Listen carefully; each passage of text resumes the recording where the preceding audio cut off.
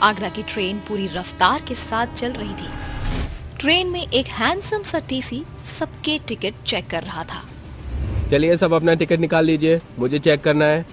TC सबके ticket check कर ही रहा होता है, इतने में ट्रेन की लाइट चली जाती है और तभी भेड़ियों के चिल्लाने की आवाज आने लगती है। ट्रेन में बैठे सभी पैसेंजर्स बहुत डर जाते हैं। तभी एक औरत टीसी से कहती है, ये ट्रेन यहाँ जंगल में क्यों रुकी है? क्या हुआ है? ये ट्रेन चल क्यों नहीं रही? लगता है कोई टेक्निकल प्रॉब्लम आ गई जिसकी वजह से ट्रेन चल नहीं रही है। देखिए आप सभी शांति से बैठे रहिए, मैं अभी चेक करके आता हूँ। टीसी पता लगाने के लिए ड्राइवर के पास जाता है, जहाँ वो कुछ ऐसा देखता है जिसे देखकर उसके होश उड़ जाते हैं। ये कैसे हो सकता है? ये ड्राइवर ऐसे कैसे मर सकते हैं? ये सब ट्रेन का एक पैसेंजर देख लेता है और भागता हुआ सभी पैसेंजर्स को उस हादसे के बारे में बता देता है। अरे ड्राइवर को किसी ने मार दिया है, लगता है यहाँ कुछ तो गड़बड़ है। वो सबको बता ही रहा होता है, इतने में ट्रेन के शीशे पर कोई अपने हाथ से खरोचने लगता है। ये क्या था? किसी जले हुए आदमी का हाथ था। दूसरा आदमी टीसी के कॉलर को पकड़ के कहता है, अरे ओ टीसी के बच्चे, ये ट्रेन यहाँ पर क्यों रुकी है? इस ट्रेन को जल्दी से चला, नहीं तो मैं तेरा खून कर दूंगा। मैं कुछ करता हूँ लेकिन मुझे मदद चाहिए होगी, मेरे साथ चलो। दोनों ट्रेन को चलाने के लिए जा ही रहे होते हैं, इतने में उनके सामने एक आधा भेड़िया और आधा शैतान की तरह दिखने वाला एक आदमी खड़ा हो जाता है, जिसे देखकर दोनों ट्रेन के अंदर भागने लगते हैं। मुझे बहुत डर लग रहा है, आखिर वो क्या था? ना तो वो कोई जानवर था और ना ही कोई इंसान। हम मरेंगे, हम सब मरेंगे, कोई नहीं बचेगा। हम तो बहुत बुरे फंसे हैं।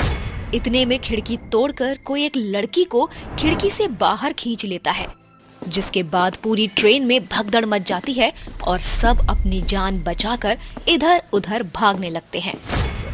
रुक जाओ, ऐसे भागने से बात नहीं बनेगी। हम सबको हिम्मत से काम लेना होगा। आगरा का स्टेशन यहाँ से 2 किलोमीटर दूर है। अगर हम यहाँ से पैदल वहाँ पहुँच जाएं तो मदद मिल सकती है।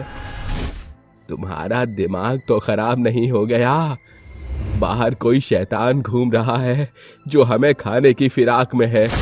क्या तुम हम सबको उसका भोजन बनाना चाहते हो? अगर ट्रेन के अंदर रहे तो वो हमें वैसे भी नहीं छोड़ेंगे, और अगर हिम्मत से काम लेंगे तो शायद यहाँ से जान बचाकर निकल सकेंगे। टीसी की बात सुनकर सभी लोग सहमत हो जाते हैं और ट्रेन से बाहर उतरने लगते हैं। जैसे ही वो ट्रेन से बाहर चलने लगते हैं, उन्हें ड्राइवर के साथ कुछ और लोगों के शरीर बड़ी बुरी तरीके से खाए हुए दिखाई देते हैं। हे भगवान, ये सब क्या है?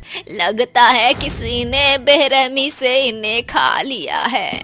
सभी लोग मिलकर चल रहे होते हैं, इतने में झाड़ियों से कुछ आवाजें आने लगती हैं, जिसके बाद सभी बहुत डर जाते हैं और भागते हुए दोबारा ट्रेन में चढ़ जाते हैं। लेकिन एक बुजुर्ग औरत से चढ़ा नहीं जाता, इसीलिए सभी लोग उसको ऊपर खींच रहे होते हैं। इतने में एक भेड़िया जैसा दिखने वाला आदमी उसे बाहर खींच लेता है और उसकी गर्दन खा जाता है। नहीं छोड़ूंगा, किसी को भी नहीं छोड़ूंगा। तुम सबकी मौत लिखी है आज हमारे हाथों। तभी टीसी ट्रेन का दरवाजा बंद कर लेता है, जिसके बाद ट्रेन के सभी पैसेंजर्स बहुत डर जाते हैं। शैतान ने मेरी पत्नी को खा लिया, अब हम में से कोई नहीं बचेगा। वो धीरे धीरे एक एक करके सबको मार देंगे। हम सबको एक साथ रहना चाहिए, नहीं तो ये शैतान हमारे अकेले होने का फायदा उठाएंगे। सभी लोग ट्रेन के एक डिब्बे में हो जाते हैं और सारी खिड़की दरवाजा बंद कर देते हैं। यहाँ तक कि वो खिड़की और दरवाजे पर लोहे के हैंगर लगा देते हैं ताकि शैतान जल्दी से खिड़की दरवाजे तोड़ ना सके। सभी लोग शांति से बैठ जाते हैं, लेकिन सब लोग बहुत डरे भी होते हैं। हम यहाँ कब तक बंद रहेंगे? यहाँ पर हम लोग भूखे प्यासे मर जाएंगे। तभी टीसी को एक आइडिया आता है और वो टॉर्च लेकर ट्रेन के बाहर चुपके से जाता है और ट्रेन के नीचे जो पेट्रोल की वायर लीकेज हो रही होती है उसे ठीक करने लगता है और किसी तरह ट्रेन को चलाने लगता है। ट्रेन के चलते ही सभी लोग खुश हो जाते हैं। हम बच गए, अब हम वापस अपने घर जा सकते हैं। भगवान का लाख लाख शुक्र है। वो इतना कह ही रही होती है कि तभी ट्रेन अचानक से रुक जाती है। इस बार ट्रेन के रुकते ही ट्रेन के अंदर 2 भेड़िए जैसे दिखने वाले शैतान चढ़ जाते हैं और एक एक करके सभी को खाने लगते हैं। वहीं दूसरी तरफ टीसी को कुछ समझ नहीं आ रहा होता है, इसीलिए वो दोबारा से ट्रेन को चलाने की कोशिश करता है और ट्रेन चल जाती है। लेकिन तब तक वो शैतान भेड़िए सभी पैसेंजर्स को खा चुके होते हैं। मुझे इंसान की बदबू आ रही है। लगता है इस ट्रेन में कोई और भी जिंदा है। चलो उसे ढूंढते हैं। दोनों शैतानी भेड़िए ट्रेन में हर जगह इंसान को ढूंढते हैं और वो ढूंढते ढूंढते ड्राइवर की सीट तक पहुंच जाते हैं, जहां उन्हें टीसी दिखाई देता है। मेरे पास मत आना, मुझे छोड़ दो, मुझे जाने दो। मैं तुमसे अपनी जिंदगी की भीख मांगता हूँ, मुझे छोड़ दो। टीसी उनसे अपनी जिंदगी की भीख मांग ही रहा होता है, लेकिन वो शैतानी भेड़िए उसको खाने के लिए उसके पास जाने लगते हैं। इतने में टीसी की नजर मरे हुए ड्राइवर की पॉकेट पर पड़ती है, जिसमें एक लाइटर होता है। वो तुरंत अपना कोट उतारता है और लाइटर से अपने कोट को जलाकर शैतानी भेड़ियों पर डाल देता है, जिसके बाद वो दोनों जलकर मर जाते हैं। अरे बहू, ये तुम क्या कर रही हो? मैंने तुम्हें कितनी बार मना किया है कि ऐसी हालत में भारी सामान नहीं उठाना चाहिए। माँ जी, वो मैं। बहू, वो क्या कर रही हो? वो इस थैले में क्या है? तभी रूपाली के हाथ से वो थैला छूटकर फट जाता है। थैले के अंदर से गांव के एक रमेश नाम के आदमी की लाश निकलती है, जिसे देखकर देविका के होश उड़ जाते हैं। बहू, ये सब क्या है? ये तो अपने गांव का रमेश है। अरे ये यहाँ इस थैले में कैसे आया? तभी रूपाली एक चुड़ैल बन जाती है, जिसे देखकर देविका के होश उड़ जाते हैं। चुड़ैल? ये रूपाली चुड़ैल कैसे बन गई? क्या हुआ माँ जी? मुझे इस रूप में देखकर चक्कर आ रहे हैं। दरअसल मैं एक चुड़ैल ही हूँ और तुम्हारी बहू बनकर बरसों से इस घर में रूपाली का रूप लेके रह रही हूँ और इस रमेश को मैंने ही मारा है। ये सब क्या कह रही है बहू? मेरी तो कुछ समझ में नहीं आ रहा। तुम चुड़ैल, ये सब क्या हो रहा है? कोई बात नहीं माँ जी, मैं आपको अभी सारी बात विस्तार से बताती हूँ। जब तुम लोग अपने बेटे आलोक का विवाह पास वाले गांव की रूपाली से करवाने आए थे, उसके एक दिन पहले रूपाली रात के समय अपनी सहेलियों के साथ एक पीपल के पेड़ के पास से जा रही थी और मैं उसी पीपल के पेड़ पर कई बरसों से बैठी हुई थी। जब मैंने उन लड़कियों को बातें करते सुना तो मैंने रूपाली को पकड़ के वहीं मार दिया और उसका रूप धारण करके उसके घर चली गई। फिर इसी तरह तुम्हारे बेटे आलोक से विवाह करके तुम्हारे घर में आ गई। क्या मेरे बेटे आलोक के साथ इतना बड़ा धोखा हुआ है? उसने एक चुड़ैल से शादी कर ली। मैं अभी अपने परिवार वालों को ये सारी बात बताती हूँ। माँ जी, जब इतने बरसों में आप सबको मेरी सच्चाई के बारे में पता नहीं चल पाया तो मैं अब कैसे अपनी सच्चाई पता चलने दे सकती हूँ? तभी वो चुड़ैल देविका को पकड़कर वहीं मार देती है और उसकी लाश को ठिकाने लगाकर वापस से रूपाली का रूप धारण कर लेती है। चुड़ैल रूपाली बनकर आलोक के साथ रह रही थी और उसने आलोक से विवाह करके एक इंसानी बच्चे को जन्म दिया था, जिसका नाम अभय था और अब वो दोबारा गर्भवती थी। उस चुड़ैल ने सीतापुर गांव के कई सारे लोगों को मार दिया था, पर आज तक किसी को उस चुड़ैल पर शक नहीं हुआ था। रात के समय आलोक और मोहन अपने घर आते हैं। अरे रूपाली, माँ कहाँ है? हाँ बाबू, देविका कहाँ है? घर में दिखाई ही नहीं दे रही है। जी वो क्या है ना, कोई नीलम नाम की माँ जी की सहेली घर आई थी और उनकी बहू की तबीयत बहुत खराब थी, इसीलिए माँ जी 4-5 दिनों के लिए उनके घर चली गई। माँ जी ने मुझे कहा था कि ये बात मैं आपको बता दूं। पर रूपाली, तुमने माँ को जाने से मना कर देना था। बेटा आलोक, बहू ने बताया ना अभी कि नीलम बहन की बहू की तबीयत बहुत खराब है। अच्छा ही हुआ देविका अपनी सहेली के साथ चली गई। देविका से नीलम बहन को बहुत हिम्मत मिलेगी। अब रात बहुत हो गई है, तुम जाकर सो जाओ।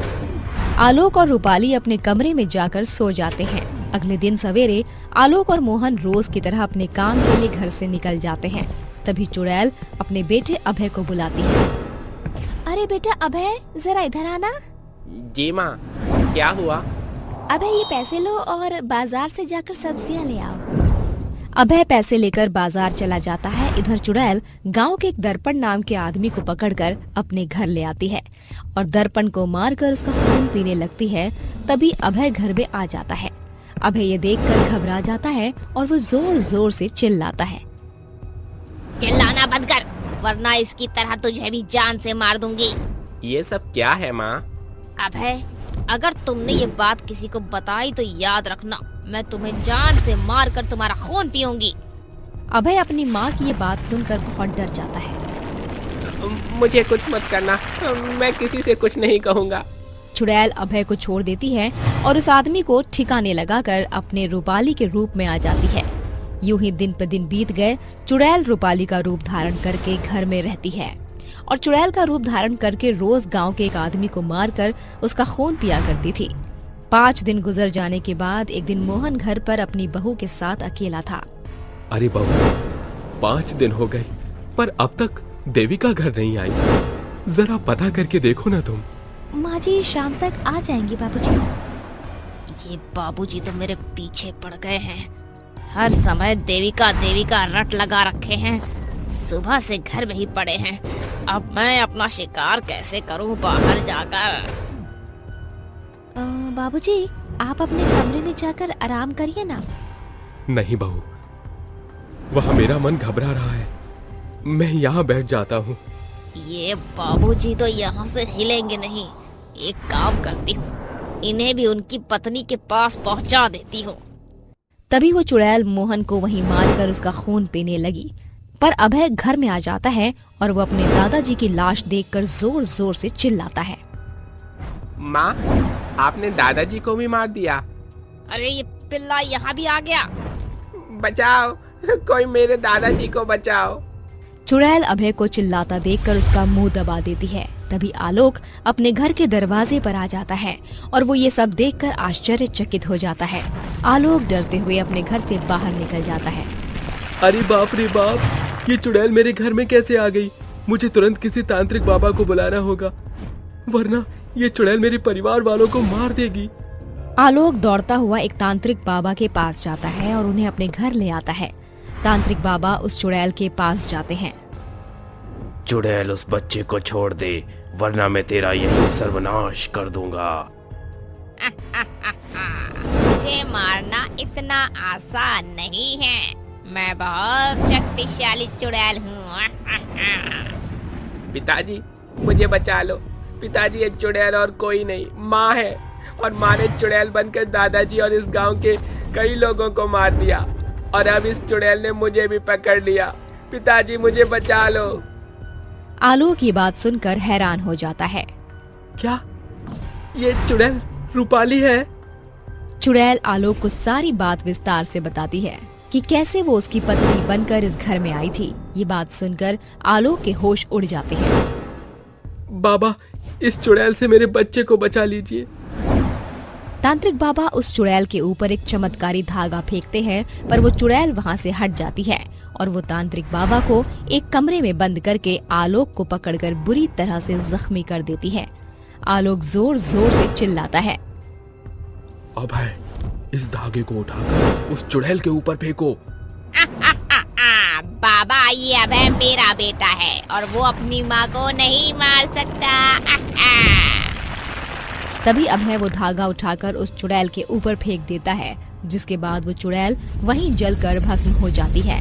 और इस तरह अभय ने अपनी माँ की जान लेकर अपने पिता की जान बचाई।